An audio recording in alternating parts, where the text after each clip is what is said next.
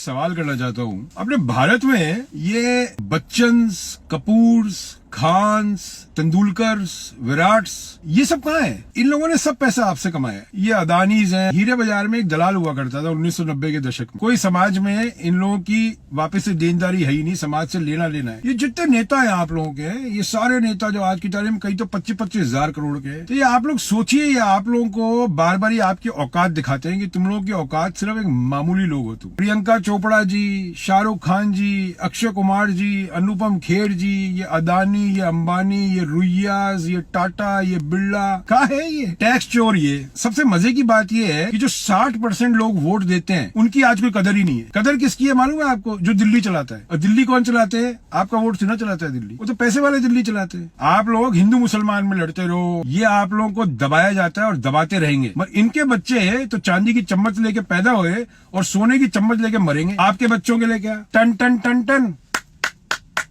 बस चिंतन करो अपने फ्यूचर के बारे में। तुम लोग एक तरह से इस्तेमाल करने वाली जनता हो। हिंदू, मुस्लिम, सिख, ईसाई, चार चवन्नियां हैं जिससे रुपया चलता है। किसका? राजनीति का। कोई भी अंधभक्त हो, चाहे किसी भी धर्म के अंधभक्त हो या किसी इंसान के अंधभक्त हो, तुम्हारा कुछ नहीं होगा।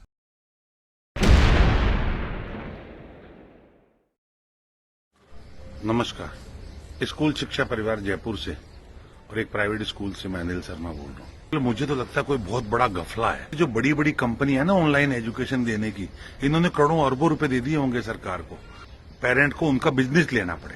मेरे दिमाग में अचानक ये बात जो मैं सोच भी नहीं पा रहा था, इसलिए भी नहीं है स्कूल सुना कि कोरोना है। कोरोना होना नहीं है, सुना इसके स्कूल है कि इन सत्ताओं के जो नेता है इनके दिमाग में कोरोना है। सारी देश की सारी जनता सुने, आप इनसे आशा करना बंद कर दीजिए। अगर आपको चाहिए कि आपके बच्चे स्कूलों में पढ़ें, आपके बच्चे का कैरियर बने, तो इस सड़कों पे आइए।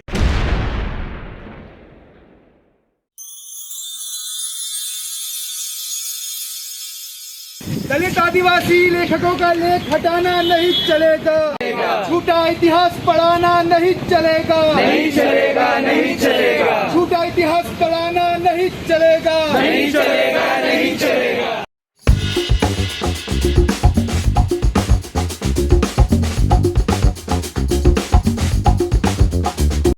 को खत्म करने के लिए, साइंटिफिक टेम्पर डेवलप करने के लिए जो शिक्षा का पाठ्यक्रम था वो किताबों से हटा रही है और ऐसे लोगों को पढ़ा रही है जो सांप्रदायिकता के बीज जिन्होंने इस देश में बोए थे। सावरकर, गोलवलकर, श्यामा प्रसाद मुखर्जी, इन लोगों को और इनके लिखे साहित्य को, जो नफरती साहित्य है, सांप्रदायिक साहित्य जो अपने आप में जातिवादी साहित्य है, उसको सिलेबस में ये भरने की कोशिश कर रहे हैं। सावरकर जैसे व्यक्ति जो माफी वीर है, जिसको वीर सावरकर बोलते हैं, तो पढ़ा रही है जो हिंदुत्व है। ये देश सबका, हिंदू, मुस्लिम, सिख, ईसाई, क्रिश्चियन, जैन, बौद्ध, पारसी, सबका देश है। लेकिन ये बीजेपी की सरकार क्या करती है? हिंदुओं का देश नहीं है, सभी जाति धर्म यहाँ पे सदियों से रहते आए हैं। साझी संस्कृति और साझी विरासत का ये देश है। कैस्ट एंड लिटरेचर था, वो हमारे 5th सेमेस्टर में पढ़ाने के लिए जा रहे थे।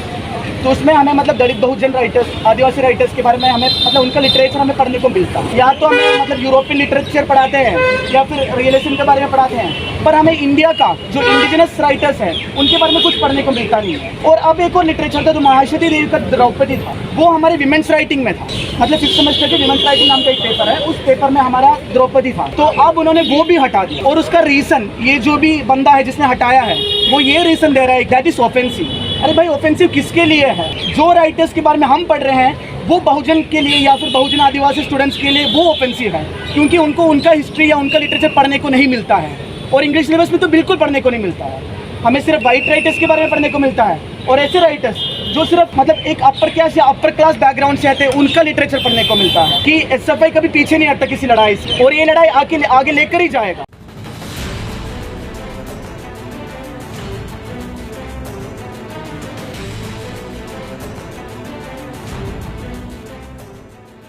भारतीय इतिहास में सबसे बड़ा सवाल यही रहा है कि क्या आर्य विदेश से भारत में आए थे? अगर हाँ, तो कब आए थे? आर्यों ने भारत में आकर क्या किया और आर्यों के आने से भारत के मूल निवासियों पर क्या असर पड़ा? पहले भी कई बार इस मसले पर बहस होती रही है। तमाम इतिहासकारों सहित भारत के पहले प्रधानमंत्री जवाहरलाल नेहरू भी ये लिख चुके हैं कि आर्य विदेश से भारत आए थे। इतिहास में ये तथ्य भी सामने आ चुका है कि उन्होंने भारतीय उपमहाद्वीप पर हमला करके यहाँ कब्जा कर लिया था। हालांकि आर्यों के समय को लेकर अलग अलग राय रही है, लेकिन अब वैज्ञानिक तरीके से साबित हो गया है कि आर्य विदेश से आए थे। जी हाँ, डीएनए अध्ययन से इस बात के वैज्ञानिक प्रमाण मिले हैं कि आर्य विदेशी थे। 3 महीने पहले बीएमसी इवोल्यूशनरी बायोलॉजी नाम की पत्रिका में genetic chronology for Indian subcontinent points to heavily sex biased dispersal नाम से रिपोर्ट छपी है। इस रिपोर्ट के मुताबिक आर्यों ने कांस्य युग में भारतीय उपमहाद्वीप में प्रवेश किया था। ये रिपोर्ट यूरेशिया में रहने वाले 16,244 पुरुषों के डीएनए की रिपोर्ट पर आधारित है। इस रिपोर्ट के मुताबिक यूरेशिया से सिर्फ पुरुष ही आए थे, जिनके डीएनए और वर्तमान में भारतीय लोगों के डीएनए में काफी समानता है।